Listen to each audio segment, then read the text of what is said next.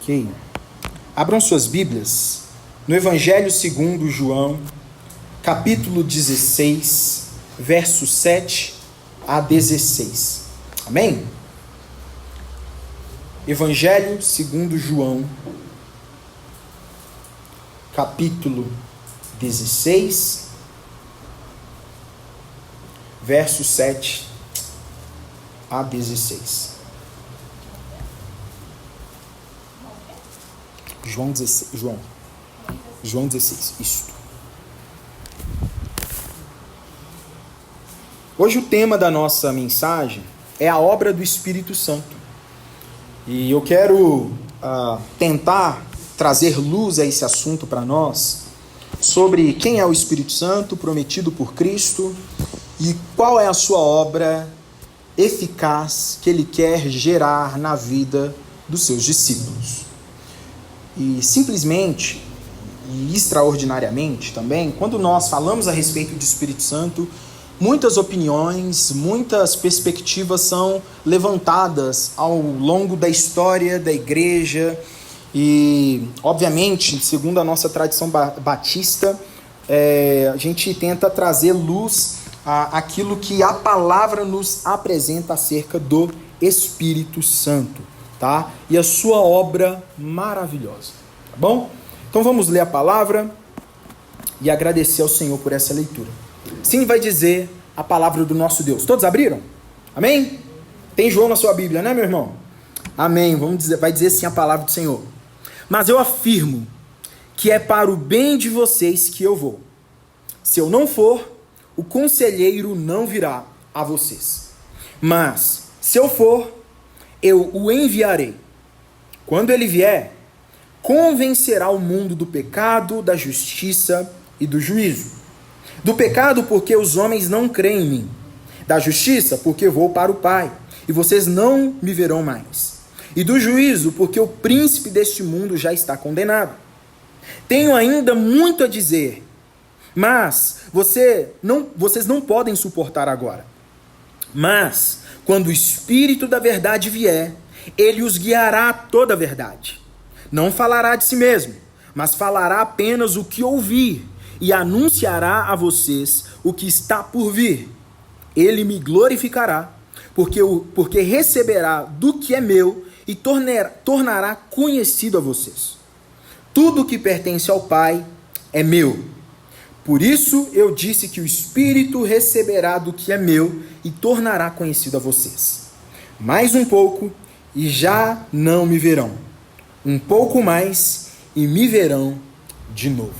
Vamos orar? Senhor, essa é a sua palavra, viva e eficaz, e nós pedimos ao Senhor para que essa palavra encontre morada nos nossos corações, faça o desígnio que precisa cumprir nas nossas vidas, e que o Teu Santo Espírito, assim como nós conversaremos a respeito dele, possa executar a sua obra nos nossos corações nessa noite, para que nós saiamos daqui diferente da forma que nós entramos, para que nós vivamos um evangelho diário em devoção ao Senhor por tudo que Tu és e por tudo que Tu fizestes em nós. Muito obrigado, Jesus.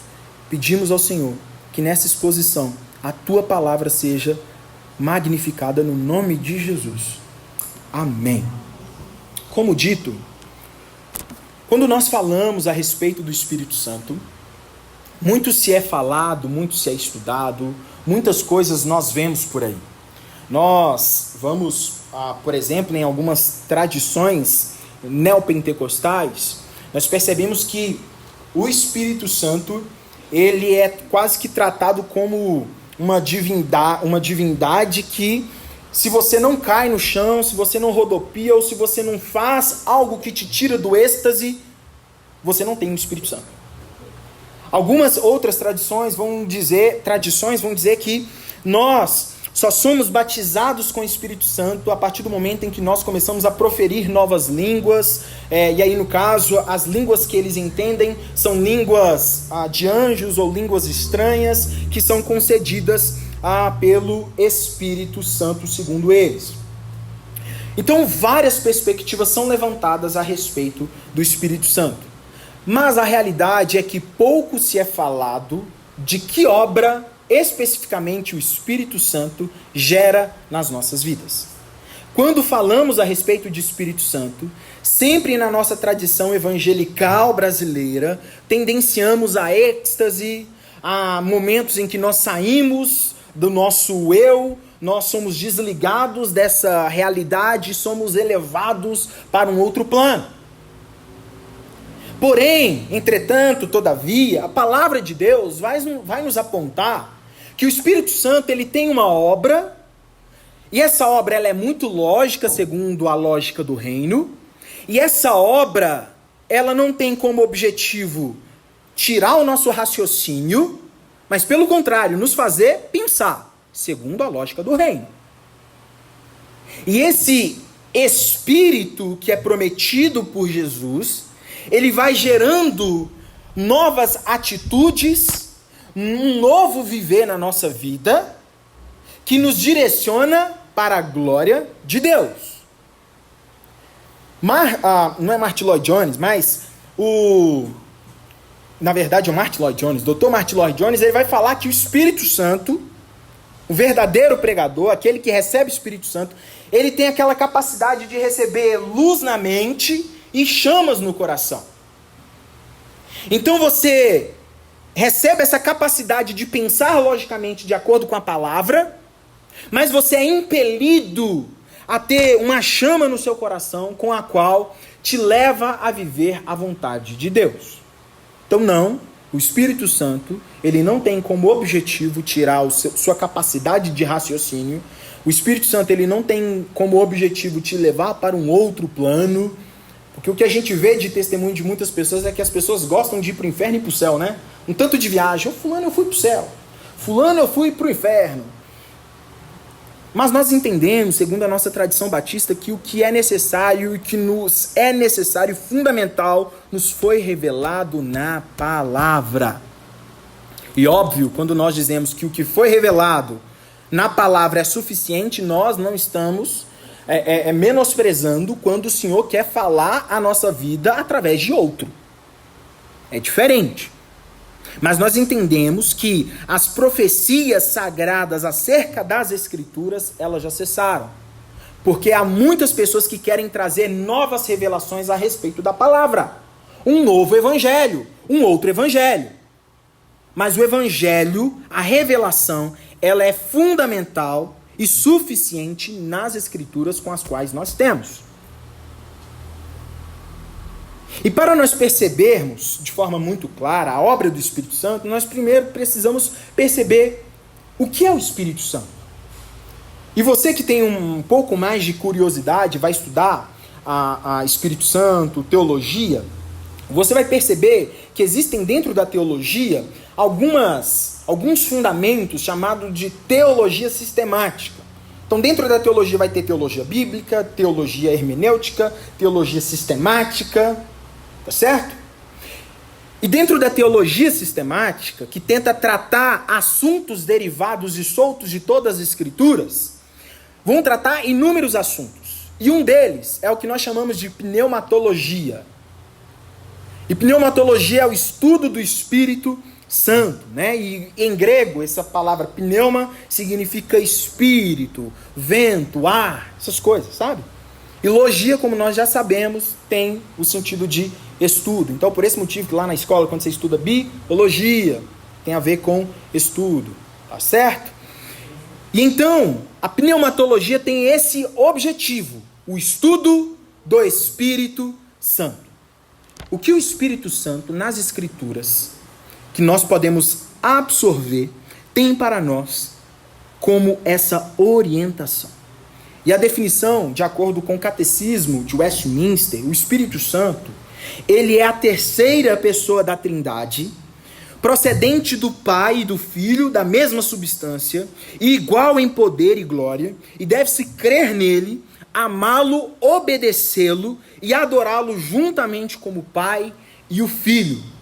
por séculos e séculos e séculos. E nós vemos referências que corroboram para a adoração ao Espírito Santo, tanto em Mateus, no capítulo 3, versos 16 e 17, Mateus 28, 19, 2 Coríntios 13, 13, João 15, 26, e assim por diante. Nós temos inúmeros textos que corroboram para o louvor ao Espírito Santo.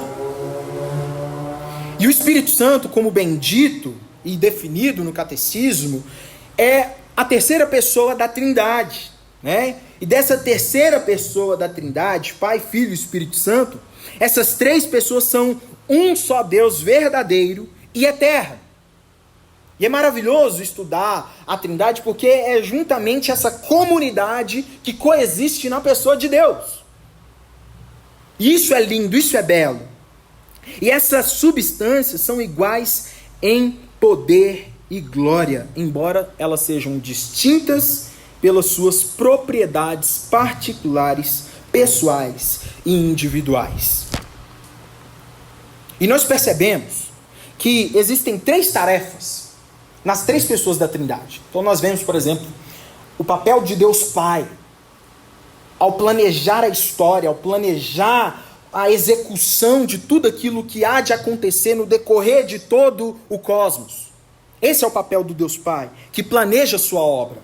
E a sua obra, ela é perfeita e ninguém é capaz de frustrar os seus planos. Deus é Deus e soberano sobre todas as coisas. E nós vemos a pessoa do Filho, que é aquele responsável em executar a obra de Deus Pai. Então o Pai planeja, o Filho vai e executa a sua obra. Então nós vemos que o Cristo veio, revelou a sua palavra, que nós chamamos de Evangelho, também chamado de Boa Nova, e esse Evangelho, ele tem como objetivo trazer uma releitura, na verdade, uma leitura correta do que os profetas vieram anunciar, do que a lei estava apontando, do que a lei, na realidade, era uma sombra do que haveria de vir. E então Jesus, em João 5,39, vai dizer: examinem as Escrituras, pois vocês cuidam ter nela a vida eterna, porque são elas que de mim testificam.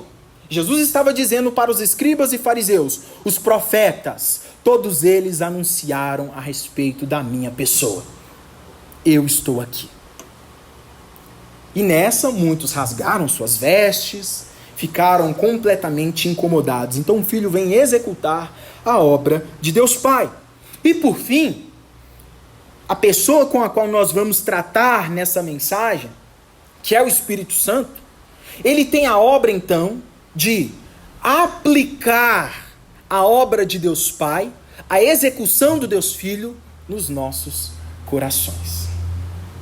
E essa obra da aplicação, fazer-nos entender as maravilhas eternas da justificação de Deus ao longo de toda a eternidade, é um papel do Espírito Santo. E Jesus, prestes a ser assunto aos céus, prestes a passar pelos momentos mais turbulentos da sua jornada aqui na terra, que o fez sangrar, que o fez suar sangue, que o fez ouvir um não do seu pai, que o fez ser rejeitado, que o fez ser esmagado. Antes de tudo isso, Jesus começa a preparar o coração dos seus discípulos, preparar o terreno para aquilo que haveria de vir. E o texto que nós lemos na abertura do culto já era o início dessa preparação. Não turbe o vosso coração, crede em Deus e também em mim, pois na casa de meu pai há muitas moradas. E aí Jesus ele vai destrinchando, orando pelos seus discípulos, falando com seus discípulos, conduzindo seus discípulos que ele haveria de enviar um conselheiro. E esse conselheiro é o Espírito Santo. E esse conselheiro ele tinha como objetivo trabalhar no coração dos santos enquanto o Filho fosse assunto aos céus. E para percebermos, nós vemos já no verso 7, ao início dessa exposição, que era extremamente fundamental a importância da vinda do Consolador. Jesus precisava subir. E para ele subir era necessário que o Espírito descesse. Olha só o que nós vemos. No verso 5, Jesus diz, no verso 7, mas eu afirmo que é para o bem de vocês que eu vou. Se eu não for, o conselheiro não virá para vocês. Mas se eu for, eu o enviarei. O conselheiro. E afinal de contas, que conselheiro é esse? Obviamente, é o Espírito Santo, que é enviado da parte de Deus Pai, a fim de conduzir os santos no caminho e na jornada para o céu. E o papel desse Consolador, a urgência em que ele precisava vir, era a fim de, através dele, ele poderia, primeiro, gerar o fruto do Espírito em nós.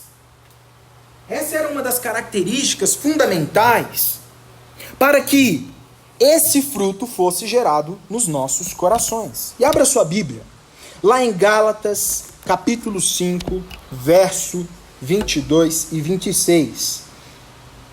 O Consolador, ele vem a fim também de gerar esse fruto. Que fruto é esse, pastor? O que esse fruto gera no nosso coração? E preste atenção, não são frutos, é o fruto do Espírito. E assim como uma mexerica, a mexerica é uma fruta, é uma unidade.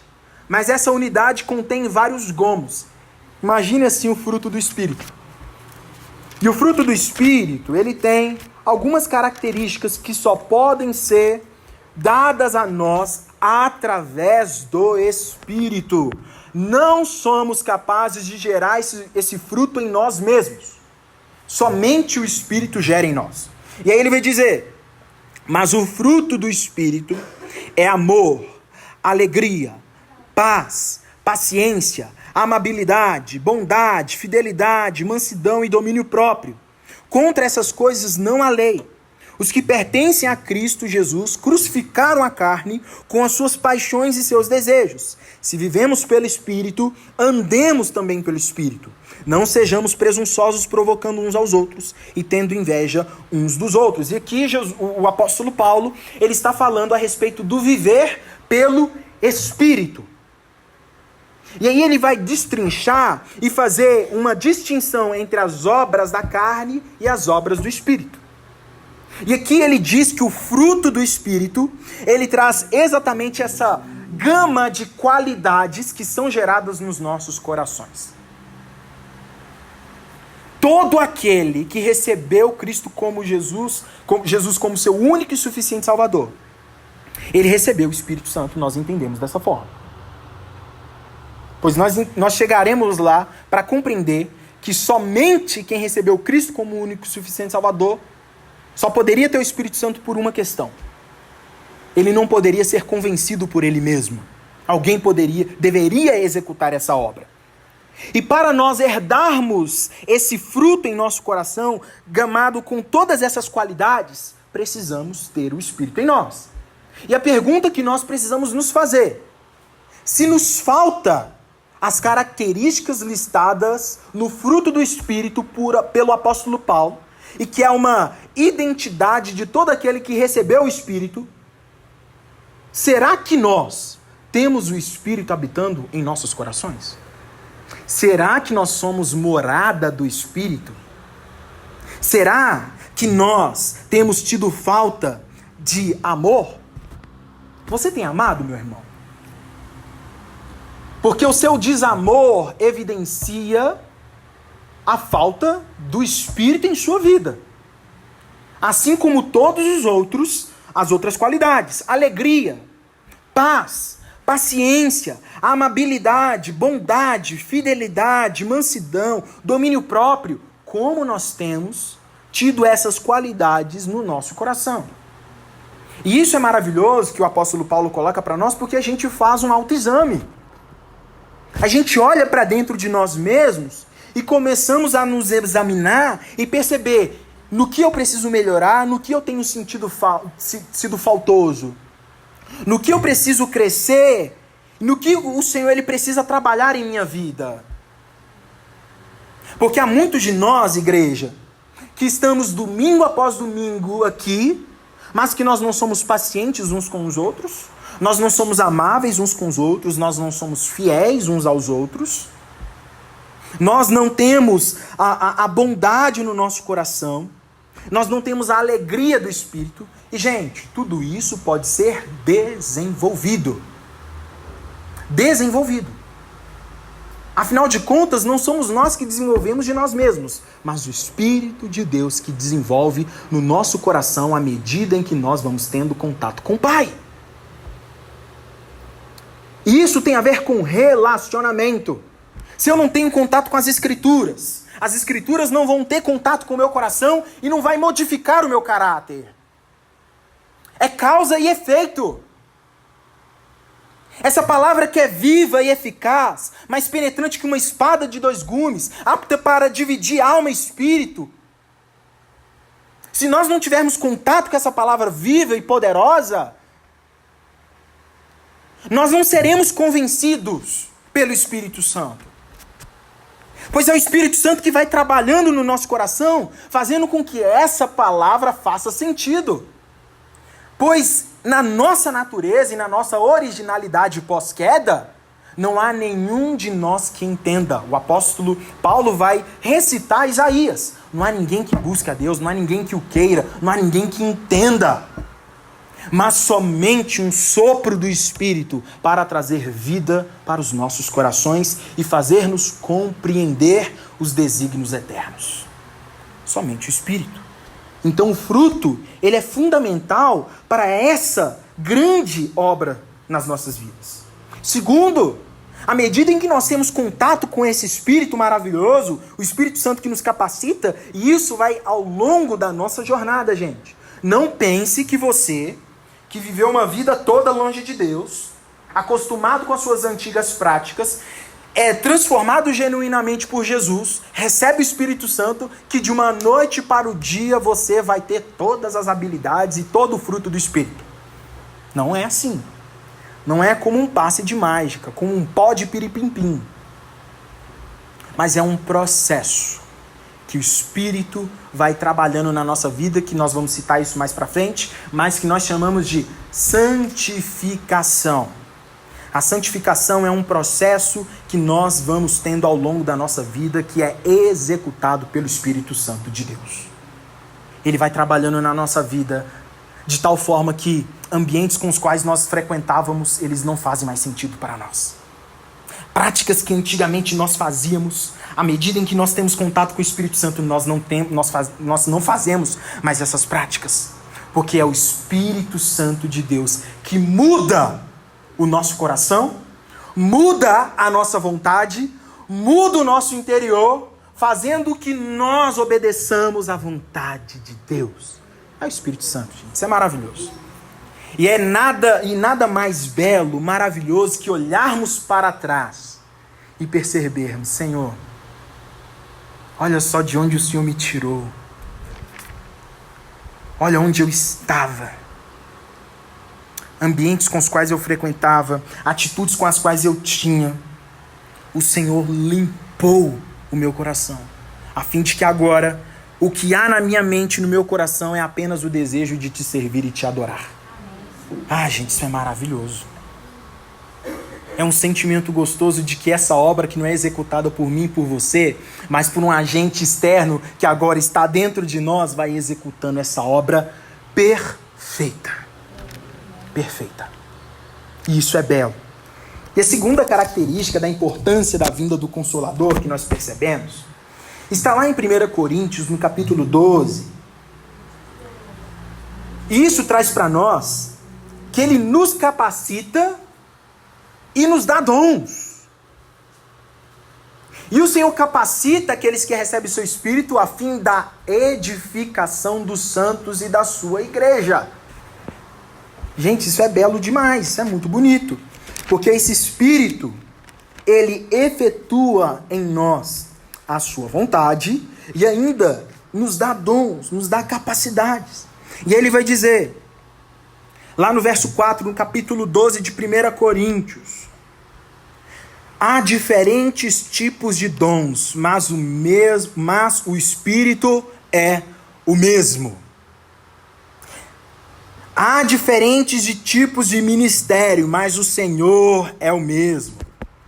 Há diferentes formas de atuação, mas é o mesmo Deus quem efetua tudo em todos. O Senhor trabalha de forma harmônica, diferente nos nossos corações. E aí ele vai listar uma série de dons e capacidades que ele vai dando a um e a outro. Dentro da sua comunidade, dentro da sua igreja. Ele vai dizer, a cada um, porém, é dada a manifestação do Espírito, visando ao bem comum. Pense, perceba, o dom que Deus nos deu, a capacidade dada pelo Espírito, não é um fim em nós mesmos, mas é um fim que desemboca no nosso próximo. O Senhor me deu os dons a fim de que eu sirva o outro. Por esse motivo ele diz, mas é o mesmo Deus quem efetua tudo em todos, e cada um, porém, é dada a manifestação do Espírito visando o bem comum. O dom que Deus me deu precisa ser executado para o bem do Wagner, para o bem do Breno. E assim a comunidade vai se edificando para a glória de Deus. Então, não é um fim em nós mesmos. Porque até mesmo a fé que nós temos é um presente dado por Deus. Quem dirá os dons? E aí ele vai dizer, a um é dada a palavra de sabedoria, a outro pelo mesmo Espírito a palavra de conhecimento, a outro fé pelo mesmo Espírito, a outro dons de curar pelo único Espírito, a outro poder para operar milagres, a outro profecia, a outro discernimento de espíritos, a outro variedade de línguas e ainda a outro interpretação de línguas. Todas essas coisas, porém, são realizadas pelo mesmo único Espírito e ele as distribuiu individualmente a cada um como quer. E isso nos mostra, gente, que o Espírito Santo ele é soberano na sua obra, de acordo com a vontade do Pai, dos desígnios do Senhor, dando a cada um de nós habilidades, dons, capacidades, a fim de que nós sirvamos a comunidade, a igreja de Deus, para a edificação dos santos e a evangelização do mundo. Isso nos traz um precedente para a nossa pergunta: o que temos feito com aquilo que o Senhor nos deu? O que temos feito com aquilo que o Espírito Santo deu a nós? Porque existem dons, gente, capacidades que o Senhor tem nos dado, que afinal de contas, assim como na parábola dos talentos, nós temos enterrado. Ao invés de nós fazermos com que esses dons multipliquem para a glória de Deus, nós temos sido omissos e covardes. E o Espírito Santo, ele tem essa importância, porque ele não somente nos dá o fruto do Espírito, recheado de várias qualidades que evidenciam a obra de Deus em nós, como também ele nos capacita com dons, qualidades e habilidades para a edificação dos santos e o avanço do seu reino. O Espírito Santo, ele tem essa importância de nos capacitar, munir a igreja a fim do serviço a Deus. Segunda característica que Jesus nos traz, essa missão do Espírito, essa obra do Espírito, o que ele executa nos nossos corações. Olha só o que os versos 8 a 11 vão descrever as próprias palavras de Jesus segundo João. Jesus diz o seguinte: quando ele vier, o Consolador, o Espírito Santo, convencerá o mundo do pecado, da justiça e do juízo. Do pecado, porque os homens não creem em mim. Da justiça, porque vou para o meu Pai, e vocês não me verão mais. E do juízo, porque o príncipe deste mundo já está condenado. Irmãos, a obra do Espírito Santo é convencer a humanidade do pecado, da justiça e do juízo. Somos pecadores que necessitam e carecem da graça de Deus. E nós, inato em nós mesmos, não temos essa capacidade, esse discernimento por conta do pecado, de compreender os desígnios eternos de Deus. Precisamos de um orientador, aquele que nos aponte o caminho, aquele que nos faça compreender, aquele que arranque as escamas dos nossos olhos, aquele que rompe a nossa surdez, como diz Agostinho, e nos faça ouvir, compreender e entender as maravilhas do reino de Deus. Agostinho ele vai lamentar porque ele foi ouvir a palavra do Senhor e entender essa palavra já velho. E aí ele vai lamentar nas suas confissões de Agostinho, quando ele descreve: tarde, muito tarde, eu te amei. Ó beleza mais antiga e nova. Habitavas tão perto de mim e eu lá fora a procurar tantas outras coisas. Então Agostinho ele lamenta. Ele lamenta no profundo do seu interior, em sua confissão, dizendo que, com outras palavras, que a melhor coisa, o melhor desfrute que nós podemos ter nessa vida é conhecer a Jesus. E Jesus vai dizer: e a vida eterna é essa, que te conheçam a ti como o único Deus verdadeiro e a Jesus, o seu Filho, a quem enviaste.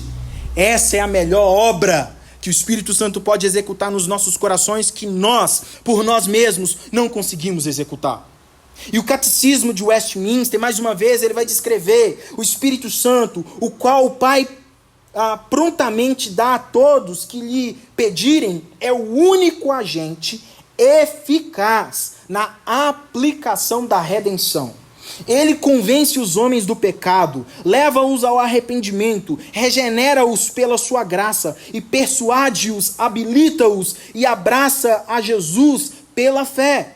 Ele une todos os crentes a Cristo, habilita eles para a obra, habita neles como seu consolador e santificador e dá a eles o espírito de adoção e de oração e cumpre neles todos os graciosos ofícios pelos quais eles são santificados e selados até o dia da redenção. Fecha aspas. Então nós percebemos aqui que o Espírito Santo ele é o único capaz de convencer o homem do pecado, da justiça e do juízo. E a realidade é que nós temos visto muitos crentes tentando fazer o papel do Espírito. Tentando convencer as pessoas à torta e à direita com todo tipo de estratégia. O fulano não vem na igreja, então deixa eu pintar a parede preta. Talvez atrai mais gente. O fulano não veio, então acho que está faltando um louvor mais diferenciado. O cicrano não está fazendo por onde, então eu preciso mudar um pouco o discurso da palavra, eu preciso ser mais atual, mais contemporâneo, porque a gente tem que ser metódico e politicamente correto, porque se a gente fala de algumas coisinhas aqui, não vai ser muito bom, não é mesmo? Não! A gente tenta fazer o papel do Espírito, mas fazer e tentar fazer esse papel do Espírito é pecar contra o próprio Deus. Pois nós quase que dizemos para o próprio Deus que o Espírito Santo não é suficiente na sua obra eficaz. E lá no livro Cristianismo Puro e Simples, C.S. Lewis ele vai descrever isso de forma muito clara.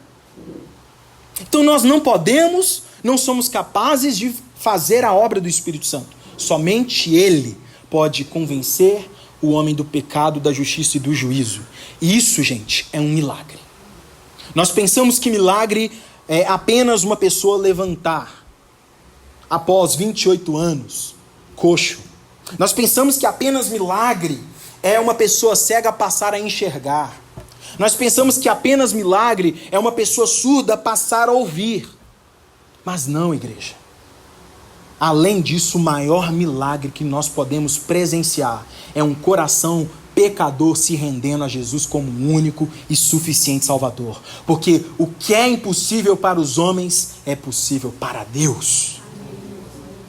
Somente o Espírito Santo tem o poder de nos convencer. Se você está aqui, meu irmão, se você crê em Cristo como seu Salvador, amado, isso foi uma obra de Cristo em você.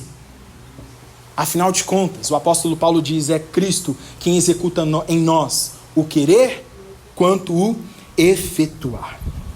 E aí nós vemos, por exemplo, na tradição cristã reformada, o que nós chamamos de Ordo Salutis, que também é chamado de Ordem da Salvação, que são caracterizadas por, de acordo com essa análise bíblica, algumas ordens e sequências que nós percebemos da palavra. Olha só o seguinte, a primeira que nós percebemos é a chamada eficaz. E o que é essa chamada eficaz? Chamada eficaz nada mais é que o Espírito Santo ele de fato aplica a sua obra naqueles que de fato são filhos de Deus e vão ser filhos de Deus. Essa é a chamada eficaz. Jesus diz: muitos serão chamados, mas poucos escolhidos. O Senhor, ele vai executar uma obra. E essa obra, ela será aplicada verdadeiramente naqueles que o Senhor executar a sua obra. Naqueles que os corações, essa chamada for eficaz. Porque frequentar a igreja muitos frequentam, mas às vezes a obra do Espírito nesses corações não são eficazes. Porque na verdade, muitas dessas pessoas não são discípulos, mas na realidade são bodes travestidos de ovelhas. E isso é muito sério.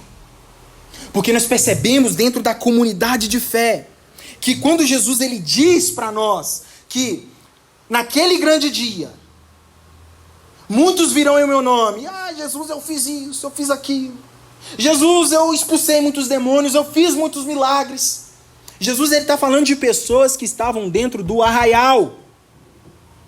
Pessoas que estavam dentro de um ambiente onde se falava dele. E Jesus ele vai dizer: afaste-se de mim, porque eu nunca vos conheci. Jesus ele não diz: um dia eu conheci você e deixei de conhecer. Ele diz: eu nunca conheci você. Nunca fomos amigos. Nunca tivemos um relacionamento. Segunda característica, nós vemos a regeneração. E essa transformação na nossa conduta e na nossa vida, gente. A regeneração, ela gera no nosso coração essa mudança drástica. Paul Washer, ele vai dizer que é impossível, assim como uma pessoa que é atropelada por um caminhão voltar a ser a mesma, uma pessoa que tem um encontro genuíno com Jesus, é impossível ela voltar a ser a mesma diante de um encontro com Jesus.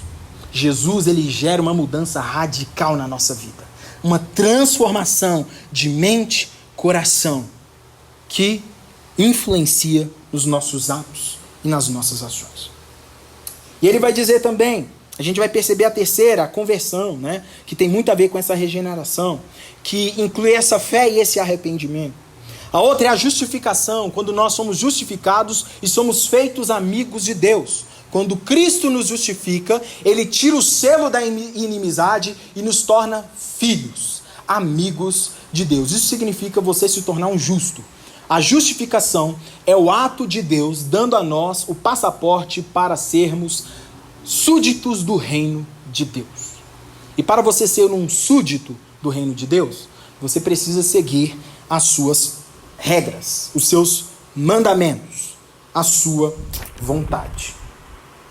Você já viu um súdito de um reino que não cumpre a vontade e os decretos do rei? Não faz sentido. Então, quando nós fomos transportados do reino das trevas para o reino do Filho do seu amor, ele basicamente vai descrever: se vocês me amam, vocês obedecem os meus mandamentos. E a justificação faz isso nas nossas vidas. Nos dá paz com Deus. E essa justificação gera então em nós essa santificação, que é esse processo em que a nossa vida vai sendo gerida e transformada pelo Espírito Santo de Deus. E também essa santificação, ao passo em que nós temos contato com o Pai, gera em nós a perseverança.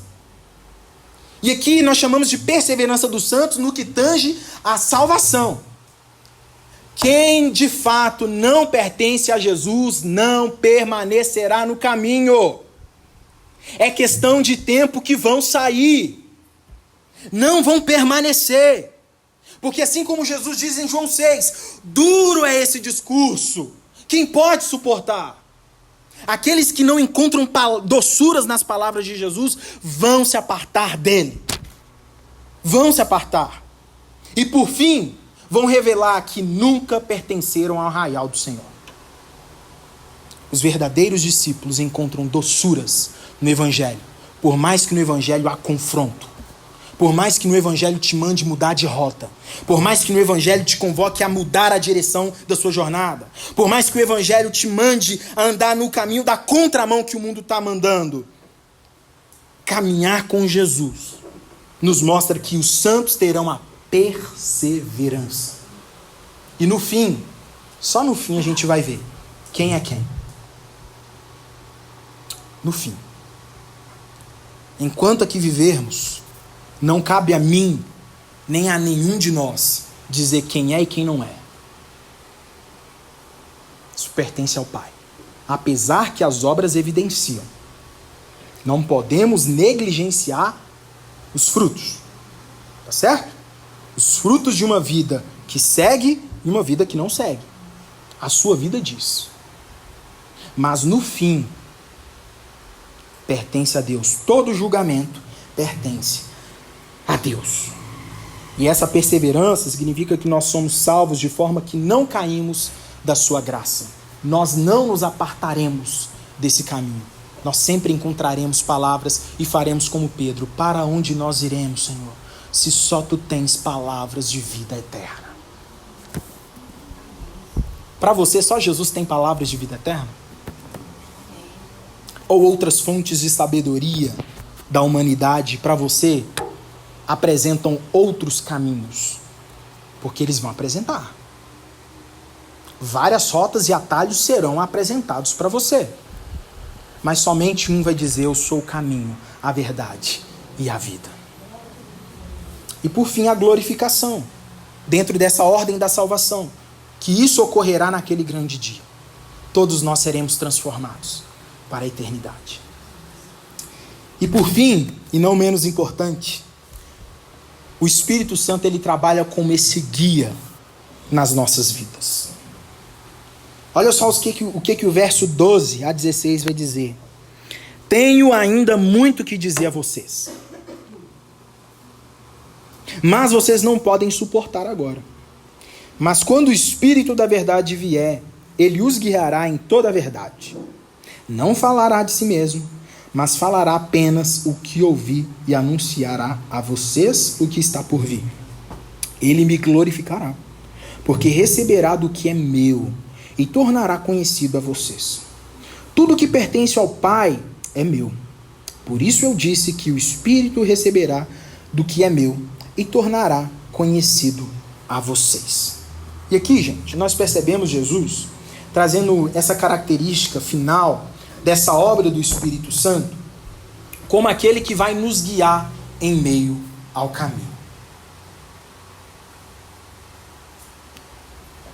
O Espírito Santo, assim como Paulo vai dizer, ele intercede por nós com gemidos inexprimíveis. Ele clama a Deus por nós, para que nós tenhamos perseverança na jornada. Sem o Espírito Santo, nós não teríamos sucesso na nossa jornada. Em Romanos 8, versos 14 e 15, o apóstolo Paulo diz: pois aqueles que são guiados pelo Espírito de Deus são filhos de Deus. Porque o Espírito que vocês receberam de Deus não torna vocês escravos e não faz com que tenham medo. Então o Espírito Santo de Deus, ele trabalha também como esse guia, nos apontando o caminho. Toda vez, meu irmão, perceba isso, que você estiver no ambiente errado, falando coisa errada, vivenciando algo errado, você vai sentir no íntimo do seu interior o Espírito Santo, ó. Cara, sai daí, velho. Mano, esse lugar não é para você. Essas palavras não podem sair da sua boca. E eu me senti exatamente assim no processo quando eu há 10 anos atrás, e isso foi muito claro para mim. Fui batizado em 2010, mas as coisas ficaram muito mais claras no ano de 2014, quando eu percebi, cara, é isso. Sem Jesus não dá.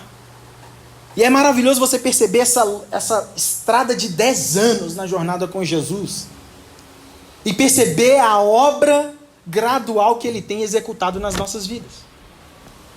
E mesmo eu tendo sido batizado, eu ainda frequentava, fazia, falava aquilo que as mesmas pessoas do mundo e que não eram regeneradas faziam, falavam e estavam. E é engraçado porque à medida em que eu ia, parecia que alguma força, algo transcendente me puxava. Eu estava presente, mas parece que eu não estava mais lá, conectado com a galera, no ambiente, com o pessoal bacana. E o Senhor ia me puxando e me puxando, ao ponto em que Ele ia me mostrando o lugar onde Ele queria que eu estivesse. Gente, é poderoso a atuação do Espírito Santo, ao ponto de eu não me sentir mais confortável onde eu estava. E assim, como o filho pródigo, o Senhor fez comigo. O filho pródigo estava em um ambiente onde não lhe pertencia. E quando nós temos a identidade de filhos, e estamos em um ambiente onde não nos somos identificados como filhos, o Espírito Santo vai gritar no nosso interior. Ele vai falar na nossa alma. E vai nos apontar como guia o caminho. Então ele vai dizer, assim como o apóstolo Paulo diz: pois aqueles que são guiados pelo Espírito Santo de Deus são filhos de Deus. Porque o Espírito que vocês receberam não nos torna escravos. Antes eu era escravo das minhas vontades, das minhas paixões e dos meus deleites. E o Espírito Santo me guiou para a sua vontade, onde nele não há mais medo. Quando nós vivemos um evangelho legalista, um evangelho liberal, nós vivemos cercados de medo. Medo, a todo momento. Medo de morrer. Medo de tudo que a gente faz. E aí vem o evangelho de Jesus e nos mostra quem Ele nos chamou para ser. O evangelho nos dá a verdadeira identidade. A verdadeira identidade. Não fomos chamados para sermos uma melhor versão de nós mesmos. O mundo quer te fazer crer nisso. Não existe uma melhor versão de nós mesmos. Mas assim como o apóstolo Paulo em Gálatas 2:20, já estou crucificado com Cristo, agora vivo não mais eu, mas Cristo vive em mim. O Senhor nos chamou para ter uma identidade e sermos pequenos cristos. Isso é maravilhoso e me constrange. Porque eu não mereço, eu não consigo por mim mesmo. E somente o guia espiritual, o Santo Espírito de Deus, é capaz de me guiar para o caminho eterno. E assim igualmente a você. Olhe para a cruz, meu irmão. Sei que é difícil nessa jornada, nesse mundo em que muitas vozes falam ao nosso redor. Mas entre essas muitas vozes eu te convido. Busque identificar o Espírito falando e te chamando e soprando ao seu coração. Clame ao Senhor.